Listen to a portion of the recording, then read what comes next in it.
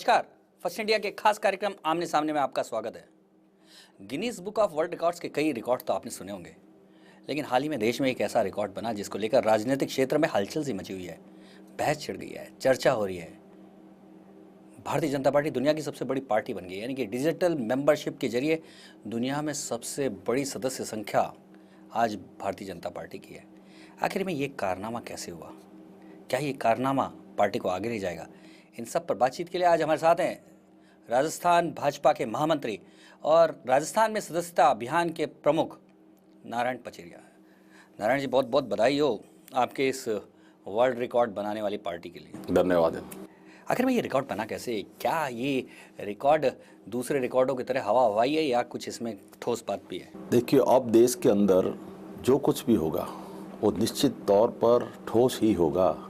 इस देश की जनता ने, और जब 17 करोड़ वोट देकर 17 करोड़ वोट हमें मिले, आदरणीय नरेंद्र भाई मोदी को देश का प्रधानमंत्री बनाया और भारतीय जनता पार्टी को लाइक किया, पसंद किया। जब साथ जुड़े तो एक कार्य योजना बनी। हमारे राष्ट्रीय अध्यक्ष अमित शाह जी ने और नरेंद्र भाई मोदी ने और पूरी राष्ट्रीय नेतृत्व में बैठ करके तय किया कि जब हम चाहते हैं कि भारत दुनिया में नंबर 1 हो, इस भारत माता को जगत गुरु के उस उच्च सिंहासन पर आरूढ़ करने की एक जो मन में कल्पना भावना थी, उसको लेकर पंडित दीनदयाल उपाध्याय जी का जो सपना था उसको साकार करना था। क्योंकि मैं सीधा और मेरे पास दायित्व है, दिल्ली की मीटिंगों में बैठता हूँ, सारी रचना जब मैंने देखी तो मैं सही कह रहा हूँ कि मन में बहुत प्रसन्नता हुई। दीनदयाल जी कहते थे कि जो हमारा मतदाता आज है, कल भारतीय जनता पार्टी का सदस्य बने, परसों यानी आगे चलकर भाजपा का कार्यकर्ता भी बन जाए। पर यही सवाल उठता है, देखिए आखिर में इस डिजिटल मेंबरशिप के जरिए आपने सदस्य तो बना लिए, वो पार्टी की विचारधारा को मानने वाले हैं या नहीं, पार्टी की रीति नीतियों से संतुष्ट है या नहीं, लेकिन वो आपके मेंबर बन गए हैं। क्या ये बड़ा सवाल खड़े नहीं करता कि आपकी पार्टी की रीति नीतियों से, आपकी विचारधारा से सहमत नहीं होते हुए भी डिजिटल केवल एक नंबर के जरिए उनको मेंबर बना दिया गया है? ये सवाल नहीं खड़े करता? बिल्कुल प्रश्न नहीं उठता। हमारे पास शिकायतें ये आती थी कि साहब आपकी मेंबरशिप में पारदर्शिता नहीं है, आपकी मेंबरशिप के माध्यम से कई ऐसे लोग जो अपनी इच्छा से और संगठन पर कब्जा करना, यानी खुद ने अपने सदस्य बनाए, अध्यक्ष खुद बन गए, इस प्रकार की घटनाएं भी और कई तरह की शिकायतें थी। मैं ये सोचता हूं जब दुनिया इस गति से चल रही है कि बिल्कुल नई टेक्नोलॉजी उसका उपयोग किया जाए। और तो और इस दुनिया के अंदर चाइना की जो पार्टी नंबर 1 पर थी, 7 करोड़ 60 लाख मेंबरशिप थी, भाजपा ने तय किया था, आदरणीय मोदी जी अमित शाह जी ने कहा कि इस देश में 10 करोड़ सदस्य बनाकर हम नंबर 1 दुनिया की नारायण जी, बड़ा सवाल ये उठता है कि जो चीन की कम्युनिस्ट पार्टी है, वहाँ की सदस्यता का एक प्रोसेस है। वहाँ की सदस्यता को प्राप्त करने के लिए ही लंबे दौर गुजरते हैं। यहाँ तो एक झटके में आप मोबाइल के जरिए उसको सदस्य बना रहे हैं। क्या ये सवाल खड़े नहीं करता आखिर में भाजपा को कहते थे कि विचारधारा? देखिए जी, आजकल कोई व्यक्ति अपनी बिगर इच्छा के कोई काम करता नहीं। मोबाइल निकाला, नंबर डायल किया, 18002020 करके क्लिक किया, वो जब बाद में जब नंबर आया तो उस पर भी गौर करके वापस SMS भेजा। पर नारायण जी, यही सवाल है कि भले उसने इच्छा से किया हो, पर क्या आपको लगता नहीं है, क्योंकि आप तो जिस पृष्ठभूमि से आए हैं, संघ की पृष्ठभूमि से पार्टी में राजनीतिक क्षेत्र में आए हैं, क्या आपको लगता नहीं है कि विचारधारा विहीन लोगों के समूह को इकट्ठा करके पार्टी कहीं गलत दिशा में तो नहीं चली जाएगी? क्योंकि संगठन जो है भारतीय जनता पार्टी विचारधारा पे आधारित संगठन है, ऐसा कहा जाता है। इन प्रश्नों का जो उत्तर हमारे राष्ट्रीय अध्यक्ष ने दिया तो मैं सोचता हूं सारे लोग संतुष्ट थे। मैं थोड़ा सा आपके माध्यम से बताना चाहूंगा आम जनता को और कार्यकर्ताओं को कि ये मात्र कार्यक्रम सदस्य बनाने लेने तक सीमित नहीं है कि हमारे से 10 करोड़ हो गए तो बस वाहवाही होगी, पीठ थपथपाली का, हाँ हम बहुत बड़ी पार्टी बन गए, ऐसा नहीं है। अब जो हमारा अभी 1 तारीख से 1 मई से लेकर लगातार 3 महीने तक, और जिस प्रकार से भाजपा का हमारा अभी तक का, जैसे 13 लाख हम थे भाजपा के राजस्थान में, अभी 13 लाख कुछ हजार हम थे, 13 लाख की जगह हम राजस्थान के अंदर अभी 75 लाख हो गए। तो हमारे जो जिस क्षेत्र के जो लोग हैं, लिस्टें हमारी तैयार हो गई, क्योंकि सॉफ्टवेयर में हमारा ऐसा सिस्टम था बना हुआ कि उसके अंदर हर क्षेत्र वाइज बिल्कुल इवन देन बूथ तक पहुंचेगा। क्योंकि हमने बूथ तक हमने ये किया था कि आप अपने पोस्ट ऑफिस के पिन कोड नंबर भेजिए। उस पोस्ट ऑफिस का एक ऐसा नेटवर्क है इस देश के अंदर आज भी जी। कि उससे नीचे तक की सारी व्यवस्था क्लियर हो गई। अब हमारा कार्यकर्ता हमारी सरकार की उपलब्धियां प्लस भाजपा क्या है और इस देश में भारतीय जनता पार्टी क्यों है और पार्टियां भी तो बहुत है, मतलब ऐसा उनके कुछ education का काम शुरू हो जाएगा। बिल्कुल ये लेकर के महासंपर्क का अभियान चलेगा। और एक निवेदन और करूं, एक और अभियान चलाया है, ये तो हो गया हमारा साधारण कार्यकर्ता। अब उसके अंदर हमारा जो सक्रिय कार्यकर्ता का जो है वो काम हमने अभी शुरू कर दिया। सक्रिय कार्यकर्ता के अंदर 100 सदस्य जिस बंदे ने बनाए, वो तो कोई जबरदस्ती होते, मोबाइल से एक फॉर्मेट हमने जारी किया था, नेट पर भी था, व्यक्तिगत भी दिए थे, और ये कहा था कि जो सक्रिय सदस्य होगा वही कार्यकर्ता भारतीय जनता पार्टी का पदाधिकारी होगा, वही कार्यकर्ता आगे जाके टिकट लेने का हकदार पूरे होगा। देश में है या क्या पूरे देश में, पूरे देश में। देखिए जी, भाजपा का कुछ भी होता है तो राष्ट्रीय स्तर पर तय होता है, और तो और वहां निर्णय होने के पश्चात भारतीय जनता पार्टी पूरे देश में अगर बूथ पर भी कुछ होगा तो वो निर्णय राष्ट्रीय स्तर पर होगा। नारायण जी, एक बड़ा सवाल, क्योंकि राजस्थान को लेके उठता है, आप क्योंकि सदस्यता अभियान के प्रमुख थे, शुरुआत में बड़ी झटके लगे, धीमी गति, काफ़ी शायद 25 लाख तक पहुंचने में आपको एक बार झटका लगा, फिर धीरे धीरे बढ़ते हुए, और कहते हैं कि सेंटर का बड़ा प्रेशर रहा, इसके चलते फिर पार्टी बाद में सक्रिय हुई। ये बात भी मैं मानता हूं कि शुरू में हमारी रफ्तार कम रही, उसके पीछे कारण सीधा सा ये था कि जैसे ही हमने अभियान शुरू किया हमारे स्थानीय निकायों के चुनाव आ गए, तो हमने उस चुनाव के अंदर हमारी पूरी शक्ति लगाई। जैसे उससे बाहर आए पंचायत के चुनाव आ गए, 515 प्रवासी कार्यकर्ता हमने निकाले पूरे राजस्थान के अंदर, क्योंकि 515 हमारे मंडल है, हर मंडल पर हमारा एक प्रवासी कार्यकर्ता, हर जिले पर प्रभारी नहीं प्रवासी। हकीकत में वो योजना हमारे इतनी काम आई, नीचे तक सारे हमारा संगठन सक्रिय हो गया और सदस्यता अभियान को बहुत ऊंचाइयां मिली, और हम उसकी परिणति है कि हम आज इस स्थिति में हैं। इसको लेकर बड़े आरोप, जो आलोचनाएं होने लगी हैं कि अब डिजिटल मेंबरशिप के बाद वर्चुअल नेताओं की तैयारी भी कर रही है भारतीय जनता पार्टी। अब जिस तरह से डिजिटल मेंबर हैं, सदस्य हैं पार्टी के, ऐसे ही वर्चुअल नेता, आभासी नेताओं को अब पार्टी खड़ा कर देगी। देखिए जी, जब हमने साफ कह दिया कि हमारा पार्टी का अगर कोई पार्षद भी चुना जाएगा तो वो भारतीय जनता पार्टी का सक्रिय सदस्य होगा, डिजिटल वो नहीं, जो साधारण सदस्य वो नहीं हो सकता। 100 मेंबर से, 100 व्यक्तियों से रूबरू होके उनको पार्टी की बात करके समझा के पार्टी की विचारधारा से जोड़ने वाला, इसलिए ऐसा कुछ नहीं। जैसे जैसे आपकी पार्टी का व्याप बढ़ा है, जैसे जैसे बाहर के दूसरे दलों से या दूसरे विचारों से उलटकर पार्टी में लोग आए हैं, तो पार्टी के अंदर पहले से ही संघर्ष है, वो पार्टी की विचारधारा को अपना नहीं पा रहे हैं और आपस में संघर्ष है। आज तक पार्टी उन्हीं कार्यकर्ताओं को, उन्हीं नेताओं को अपने विचारों में ढाल नहीं पाई है, फिर इतनी बड़ी संख्या में डिजिटल मेंबर्स को कैसे आप विचारधारा से? लोकसभा चुनाव में 17 करोड़ मतदाताओं ने भारतीय जनता पार्टी को वोट दिए थे।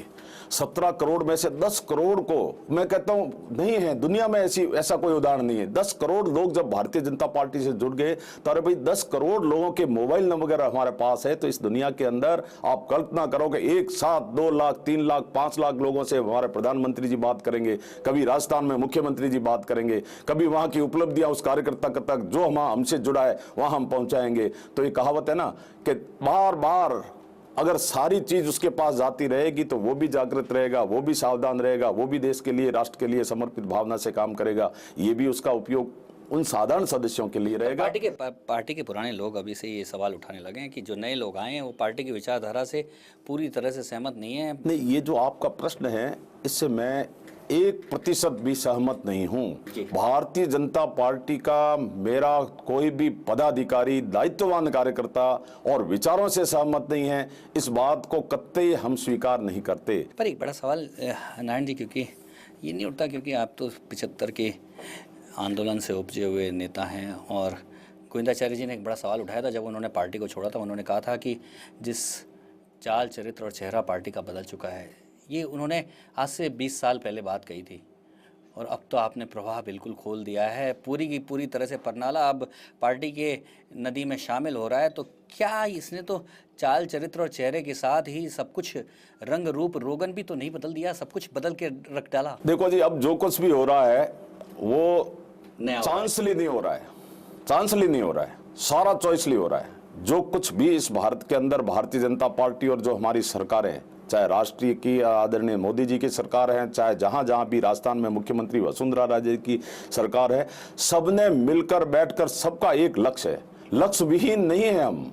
अब हमें सब पता है कि तो हमें यानी क्या कि करना है। यानी कि तय कर चुके हैं कि पार्टी का रंग रूप रोगन सब बदल डालेंगे। बिल्कुल नहीं बदलेंगे। पार्टी का रंग रूप रोगन निखर कर आ गया है, केवल देश में नहीं, केवल देश में नहीं। आपको आश्चर्य होगा कि पहली बार हिंदुस्तान के प्रधानमंत्री को जिस प्रकार से, चाहे अमेरिका होगा, चाहे फ्रांस होगा, जापान होगा, जर्मन होगा, कनाडा होगा, आप कहीं भी देख लीजिए, अरे भाई भारत माता की जय जयकार विदेशों में हो रही है, वंदे मातरम का गान विदेशों में हो रहा है। नारायण जी, यही बड़ी बात है कि दुनिया में इस समय भारत की पूजा होने लगी है, भारत की शक्ति को मानने लगे हैं। पर देश में क्या हाल हो रहा है, मोदी जी का लगातार ग्राफ गिरता जा रहा है, किसान आत्महत्या करने को मजबूर हो रहा है। इस पर चर्चा जारी रखेंगे, अभी लेते हैं एक छोटा सा ब्रेक।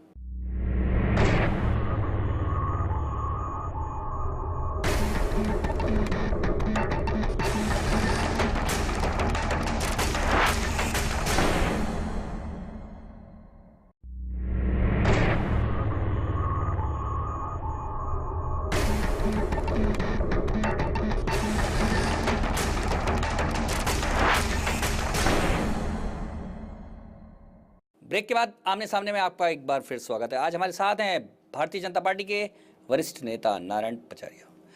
नारायण जी, बात हो रही थी कि आपने कहा निश्चित तौर पे दुनिया में मोदी जी अब दुनिया के नेता के तौर पे पूजे जाने लगे हैं, लेकिन जो नेतृत्व क्षमता और जिस मजबूती के लिए वो जाने जाते थे देश में, देश के लोग आज निराश हैं और कहने लगे हैं कि मोदी जी को क्या हो गया है। मोदी जी को लेकर के कोई किसी प्रकार की निराशा नहीं है। भारत के युवाओं की धड़कन कह दें, हर व्यक्ति को आशा की किरण अगर कहीं दिखती है तो मात्र मोदी जी में दिखती है। अरे एक एमएलए जब खाता खोलता था तो वहां कहते भैया पहले 2 विटनेस लाओ। मोदी ने कह दिया हिंदुस्तान के उस गरीब का खाता खोलो, नरेंद्र मोदी प्रधानमंत्री उसका विटनेस है। ये कोई कम बात है क्या? क्या ये नहीं किया कि सब्सिडी छोड़ो अभियान? मोदी जी ने एक शब्द कहा, 3 लाख 4 लाख लोगों ने सब्सिडी छोड़ दी। क्या पहली बार अटल पेंशन योजना लागू नहीं हुई? क्या उस किसानों को पेंशन देने की योजना नहीं हुई? क्या उस गरीब के लिए 2 लाख का बीमा नहीं हुआ है क्या? नारायण जी, बात बहुत अच्छी है कि ये सारी योजनाएं अब ज़मीन पे आएंगी, इसका सबको इंतज़ार है। लेकिन क्या नारायण जी लगता नहीं है कि कांग्रेस के शासन में बड़ी संख्या में किसानों की आत्महत्याएं हुई? विदर्भ के क्षेत्र में, महाराष्ट्र में बहुत बड़ी संख्या में अब फिर एक साल का रिकॉर्ड आ रहा है। 635-640 किसान आत्महत्या कर चुके हैं उस इलाके में। और राजस्थान में तो कभी किसान की आत्महत्या का कभी सुना ही था। राजस्थान के किसान किस तरह से जूझते रहे सदियों से, लेकिन पहली बार राजस्थान में ऐसा हुआ है कि किसानों को मजबूरी में, गरीबी में आत्महत्या करनी पड़ रही है। तो क्या हमारे लिए शर्म की बात नहीं होती कि हम इतनी बड़ी बड़ी बात तो कर जाते हैं, इतनी बड़ी बड़ी योजनाओं की बात हो जाती है, लेकिन किसान आत्महत्या कर रहे हैं? देखिए, जहाँ तक किसानों की समस्या का सवाल है, जो प्राकृतिक आपदा हुई, तो मैं आपको बता दूं, मैंने स्वयं ने जैसे ये हुई उसी दिन शून्यकाल के दौरान एक उठाया था। आपने अगर देखा हो तो टीवी में देखा होगा। हमने ये कहा कि राजस्थान का हमारा किसान भाई इतना मजबूत है, चाहे 7-7 अकाल पड़ गए होंगे तो भी जो है जूझने वाला। बिल्कुल मैं इस बात से आपका पूर्णतः सहमत हूँ। लेकिन इस तरह की अब जो घटना हुई थी, एक हुई थी उस समय भीलवाड़ा में, अभी कल दौसा की हुई, हकीकत में अलवर में भी हो गई। हाँ, अलवर में भी हो गई। वो पटड़ी पर आकर के एक किसान का पूरा संगठन किसान भाइयों के साथ में है। जरा मजबूती के साथ खड़े रहें, सरकार आपके साथ है, केवल कहते नहीं है। साथ साथ आपको पता होगा वर्षों से जो नॉर्म थे उसमें तुरंत एक आदेश में परिवर्तन कर दिया, कह दिया 33% भी अगर फसल खराब हुई है तो उनको हम मुआवजा देंगे। फिर भी नारायण जी, फिर भी किसान को आत्महत्या करनी पड़ गई। इसका मतलब घोषणाएं तो हो गई, जमीनी स्तर पे नहीं उतरी हैं। घोषणाएं तो हो गई, सहायता नहीं पहुंची है। घोषणाएं तो हो गई, किसान अभी भी बेहाल है। अभी सप्ताह भर भी नहीं हुआ, 3-4-5 दिन पहले और ये जो निर्णय हुए हैं, आप समझते हैं कि एक जो गवर्नमेंट का सिस्टम है, ये कोई भाजपा ने नहीं बनाया, मोदी जी ने नहीं बनाया। जो ब्यूरोक्रेसी का सिस्टम है, हालांकि उसमें बहुत पारदर्शिता लिया है। अब तो यहां तक कह दिया है कि बिल्कुल डायरेक्ट जो है जाके पेमेंट दीजिए, कोई मध्यस्थता नहीं, कोई पारदर्शिता सीधी, ऐसा कुछ कर रहे हैं। पर थोड़ा देखिए जी, इतना सालों की आजादी के बाद जो कोलैप्स हुआ सिस्टम है, उसको जरा दुरुस्त करने में, ठीक करने में समय तो लगेगा। पहली बार हुआ है कि जब 9 महीने 10 महीने हो गए, एक भी आक्षेप, एक भी आरोप किसी प्रकार का, स्वच्छ प्रशासन शासन, अरे कैसे हो सकता है? एक देश का प्रधानमंत्री अगर लाल किले की पाची से ये बोलता हो कि मैं रक्षक हूं, रखवाला हूं, न खाऊंगा न खाने दूंगा, किसकी हिम्मत है? चाहे कितना भी व्यक्ति बड़ा होगा। नारायण जी, बात सही है कि मोदी जी की ईमानदारी को लेकर कोई शक नहीं है, उनके भ्रष्टाचार के खिलाफ उनके कमिटमेंट को लेकर भी कोई शक नहीं है, किसी देश की या दुनिया की जनता को किसी को शक नहीं है। लेकिन सवाल यही उठता है, उसके बावजूद नीचे तक हालात वो नहीं बदले। आज भी लेन देन होता है, आज भी कमीशन खोरी होती है, नीचे के सारे कामों की हालत आज भी वही है। किसान बिना पैसे के अपनी जमाबंदी की नकल नहीं ले पा रहा। किसान के साथ या आम आदमी के साथ वही दुश्वारियां हैं। मोदी जी बहुत ईमानदार हैं, सब जानती है दुनिया, लेकिन मोदी जी के नीचे का अमला आज भी वैसा का वैसा है। जनता और ज़्यादा वेट नहीं कर सकती। जनता 1 साल हो चुका है। अभी ये ठीक बात आप कह रहे हैं कि निश्चित तौर पर नीचे तक जो है अभी तक जो जिस तरीके से सुधार होना चाहिए नहीं हो रहा है। देखिए जी, आखिर जिस प्रकार की रचना लगातार आजादी के पूर्व से लेकर शुरू हो गया था सिस्टम रचना, उसको दुरुस्त करने में समय तो लगेगा। दुर्भाग्य है अभी हमारा कि राज्यसभा में हम मेजोरिटी में नहीं हैं। उसकी परिणति उसी की परिणति है कि जिस गति से हमारी सरकार को काम करने की, अरे एक प्रधानमंत्री 24 घंटों में से 18 घंटे काम करे। नारायण जी सवाल ही उठता है, आपने कहा कि राज्यसभा में बहुमत नहीं है इसलिए बड़ी दुविधा में रहती है सरकार, लेकिन लैंड एक्विजिशन के मामले में ऐसा नहीं होता है, सरकार हट जाती है क्योंकि वो कुछ उद्योगपतियों से जुड़ा हुआ मामला है, क्योंकि धनाढ्यों से जुड़ा हुआ मामला है। वहाँ तो सरकार पूरी तरह से अपना जोर लगा देती है, अपनी पूरी शक्ति को लगा देती है और किसी भी तरह से कभी ऑर्डिनेंस लाके और कभी संयुक्त अधिवेशन बुलाने की कोशिश करके मंशा जताकर इस बिल को पास कराना चाहती है। लेकिन गरीबों के मामले में ऐसा नहीं है। बहुत अच्छी बात आपने पूछ ली। मेरे मन की इच्छा भी थी कि मैं आपके माध्यम से मेरे उन किसान भाइयों को, उन लोगों तक सत्यता पहुंचा दूं।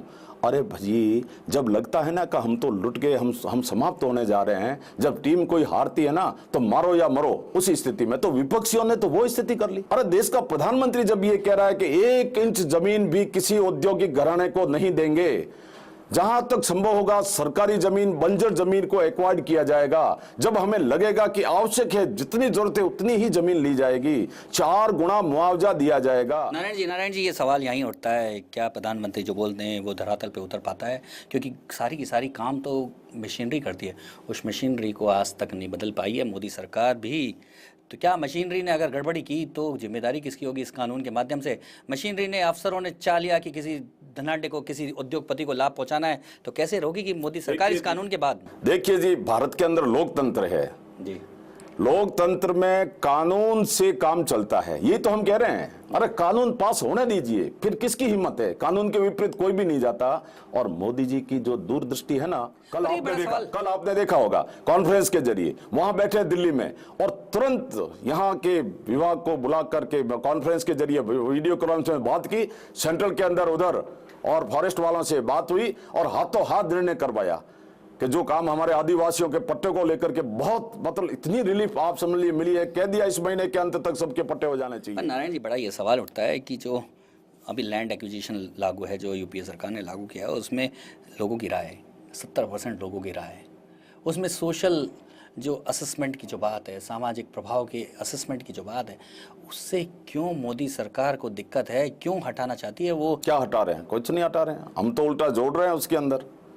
ये लैंड एक्विजिशन जो है एक्ट को अगर आप ध्यानपूर्वक देखेंगे, जन सहमति की धाराओं को हटा दिया गया है। उसमें कहा गया है कि जन सहमति की कोई जरूरत नहीं है। उसमें कहा गया है कि जो सामाजिक प्रभाव का जो असेसमेंट है वो भी अब जरूरत नहीं है। अब देखिए, आप बिल्कुल ठीक कह रहे हो।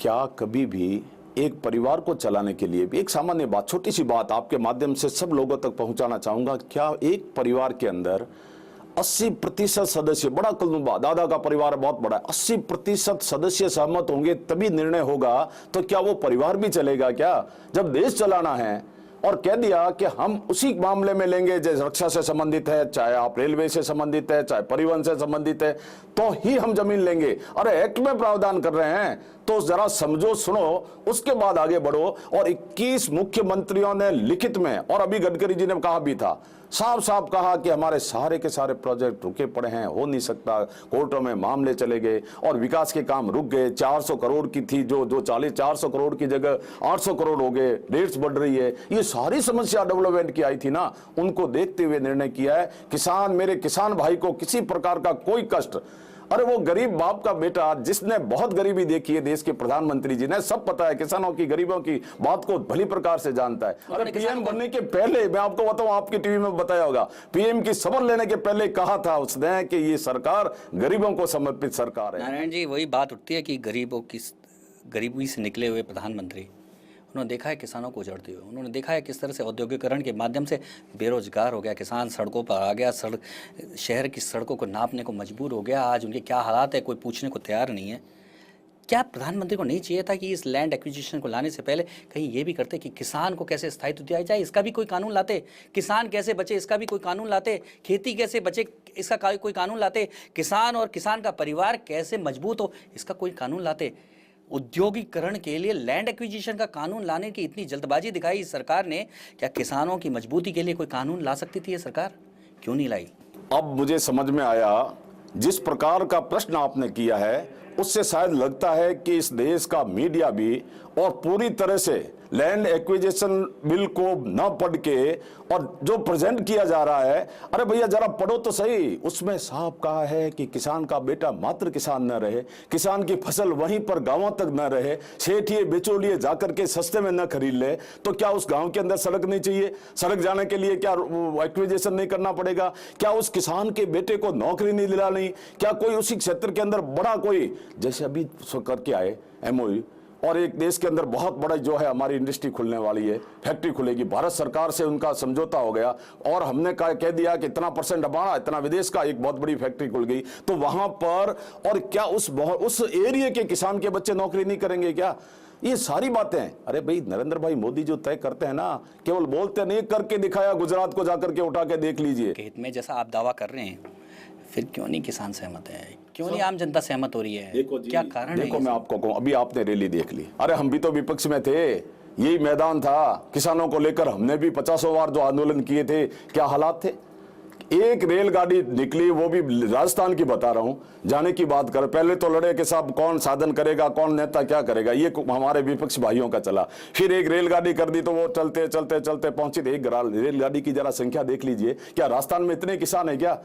और वो भी प्रायोजित तरीके से। इसलिए मैं बिल्कुल नहीं मानता कि ये मात्र जो है प्रचार प्रसार करके झूठा भ्रम फैलाया जा रहा है। संपूर्ण किसान, अरे भाई किसानों की जो यूनियंस है ना, उनसे भी वार्ता हुई है, मुख्यमंत्रियों से वार्ता हुई, ईमानदारी से नेता, कांग्रेस के नेता कहते हैं नहीं साहब ठीक है, लेकिन राजनीति है, हमें तो करना पड़ेगा। अब राज्यसभा की वही फिर क्वेश्चन मार्क है, जिसके तो आप भी मेंबर हैं।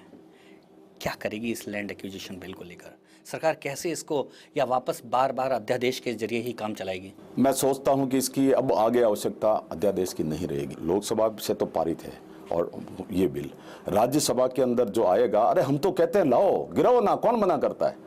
ये थोड़ी कहते हैं आप तो डिबेट के लिए तैयार नहीं, आप तो बैठने के लिए तैयार नहीं, बिल को पेश करवाने के लिए भी तैयार नहीं। ये हालात जो है हमारे राज्यसभा में, बिल्कुल इस बार जो है बिल को पेश किया जाएगा।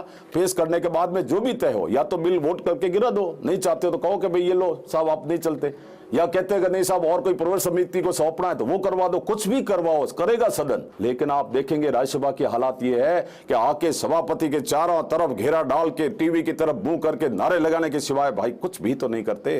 ये है राज्यसभा की गतवार की स्थिति। तो इस बार क्या स्ट्रेटेजी बनाई है? वो तो हमारे राष्ट्रीय नेतृत्व जैसा तय करके और हमें जैसा निर्देश देंगे उसके अनुरूप हम लोग जो है हमारी पूरी टीम काम करेगी। नरेंद्र मोदी बार बार कह रहे हैं और अमित शाह ने भी कहा है कि अब ये लैंड एक्विजिशन को बिल को लेकर सरकार जनता तक जाएगी, उनको समझाएगी। 1 मई से जैसे ये हम अभियान चल रहे हैं ना, संपर्क अभियान जो हमारा चलेगा, इसके अंदर हम ये सारी बातें लेकर के और उन कार्यकर्ताओं के माध्यम से घर घर जाएंगे, किसानों के बीच में जाएंगे। हमारे नेता लोग जाकर के मीटिंग्स भी लेंगे अपने अपने क्षेत्र में, और मैं कहता हूं कि नेताओं को भी आ जाएगी, सद्बुद्धि देंगे, नेता भी जो है समझेंगे। समझने के बाद जिस प्रकार से माइंस का और कोल्स का जो बिल पास करवाया था, एक बार तो हट गए थे, उसके बाद में बिल्कुल साथ रह के पास करवाया। बिल्कुल हम चाहते हैं कि आ जाए। नारायण जी, एक और, क्योंकि राजस्थान के सदस्यता प्रभारी हैं, 1 करोड़ सदस्य कब पूरे हो रहे हैं आपके? देखिए हमारा 1 करोड़ का नहीं है, हमारे को लक्ष्य जो दिया है वो दिया है 85 लाख, क्योंकि हमारे को 1 करोड़ और 48 लाख वोट मिले थे।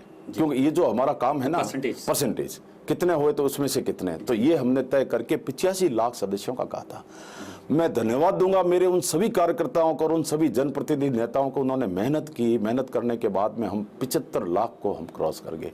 अभी हमारा एवरेज करीब 50-55 हज़ार जो है नए सदस्य जुड़ रहे। सदस्यता अभियान को हम और गति दे करके हमारा पहला प्रयास तो ये रहेगा कि हम आने वाले सप्ताह भर जो हमारे पास बचा है 6-7 दिन, उसके अंदर हम हमारे लक्ष्य को प्राप्त कर लें, 85 लाख सदस्य बना दें। तो ये थे भारतीय जनता पार्टी के नेता नारायण पचेरिया। अगले हफ्ते फिर मिलेंगे एक और हस्ती के साथ।